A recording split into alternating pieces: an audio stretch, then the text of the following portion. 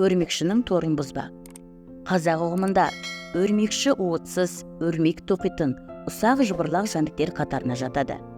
Қазақтар өрмекшіде қасиет бар деп ұғады. Егер үйде отырғанда төбесіне өрмекші түссе, басыма бақ қонды деп қуанады, жолым ашылады деп сенеді. Махамбет пайғамбарға қатысты бір діни аңызда өрмекшінің қасиеті туралы былай делінген: пайғамбарымызды ислам дінін уағыздадың деп қас күнемдер өлтірмекші болып қуғанда, ол тауға барып бір үңгірге тығылады.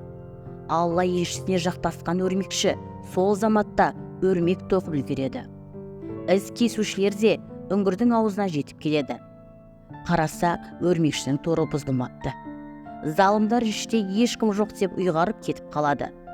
Құйтақандай жәндіктің себебінен асыл пайғамбар аман қалады. Содан бастап өрмекшінің торын бұзуға тыйым салыныпты. Сондықтан да оның өрмегін жөнсіз бұзуға болмайды.